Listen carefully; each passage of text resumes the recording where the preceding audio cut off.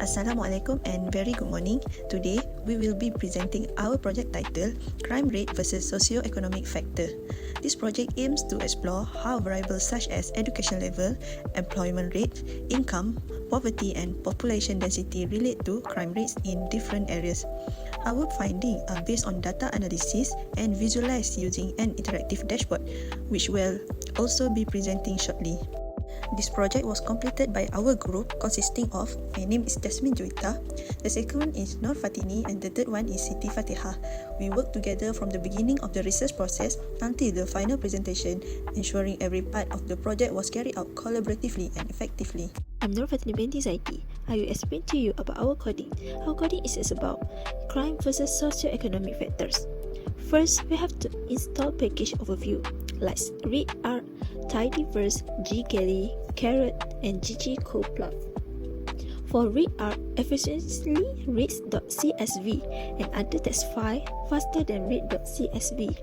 For ggallery, extend ggplot and includes ggpairs useful for multivariate visualization. Carrot is contain tools for data splitting, pre-processing, model training, and performance evaluation.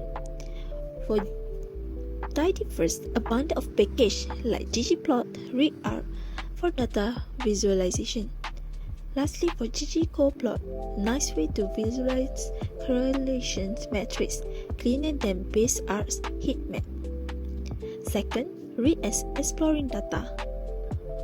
For read_CSV, reads the CSV file into the data frame.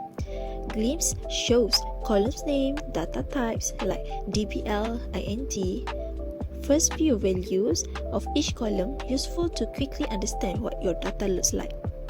Third, data cleaning. COL sums. This is for is.NADF.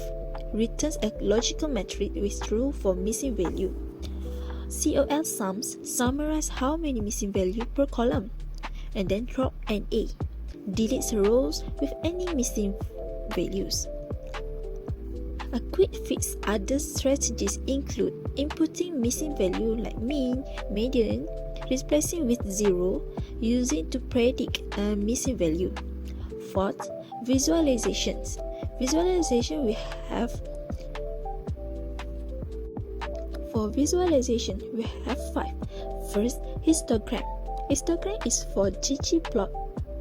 Show distribution of each numeric variable. Good for spotting skewness, outliers, or data that's not normally distributed. Second, bar plot for categorical variable. ggplots df_clean visualize frequency of each region category, and then correlation matrix. Correlation matrix is for computes person correlation from -1 to 1, has spots, multicollinearity when the independent variables are strong correlate. Third,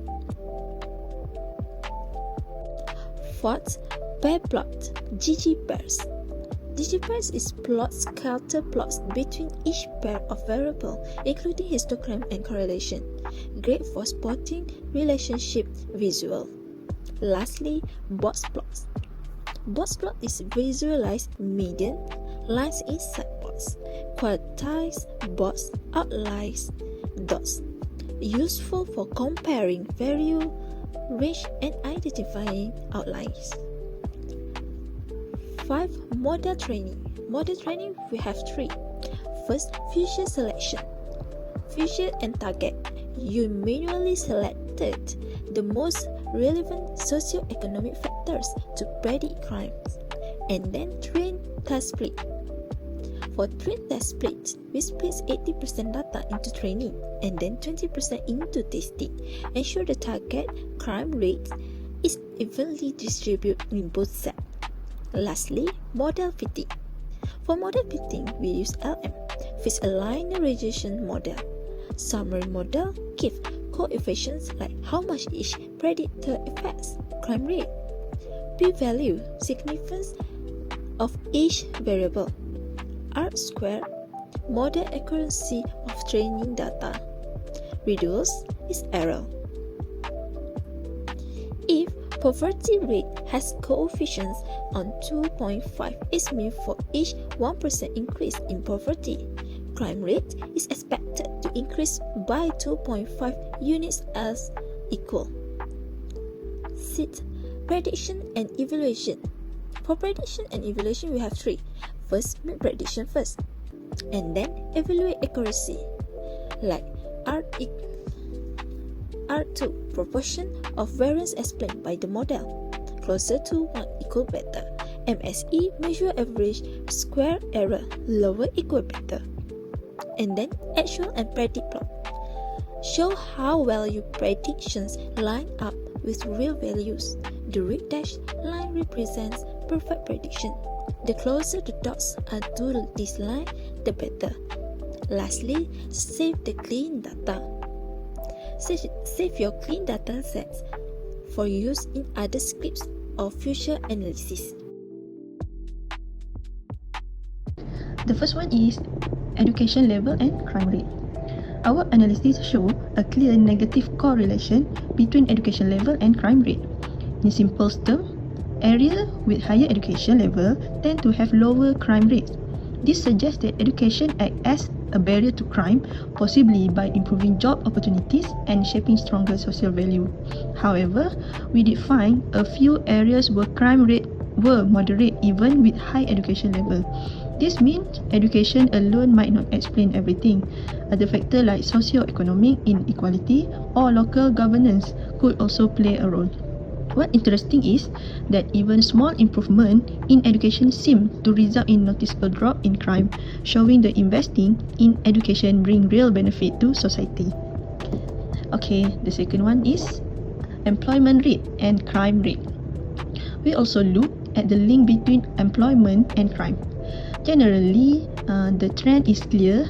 Higher employment rate are associated with lower crime rate. This supports the idea that stable job reduce the motivation to commit crime by providing financial security. But again, there were some exceptions. In some areas, even with high employment rates, crime was still high. This could be due to the nature of the job. Maybe they were temporary or low paying. We also found that area with moderate employment but strong community involvement had lower crime than some high employment areas. So employment alone is not enough. Social cohesion also play a key role. Okay, the third one is you can see median income, poverty rate and crime rate. Based on this graph, when we look at the median income and poverty level, we saw that higher income and lower poverty usually mean lower crime. This confirmed the idea that economic hardship is a major driver of criminal behavior. Still, some places had high median income but still face moderate crime rates. This may point to income inequality that median number don't reveal. One surprising finding was that small increase in income had little impact on crime unless poverty level also dropped. So, reducing poverty might be more effective than simply raising average income when it comes to lowering crime. And then, the fourth one is population density and crime rate. So, lastly, we examine population density.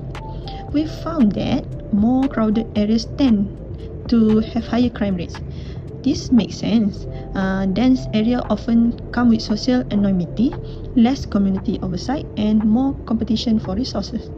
But not all dense areas had high crime. Some well-managed cities with good public service maintain relatively low crime rates despite high population density. So this shows that effective urban planning and strong public service can reduce the negative effect of density crime.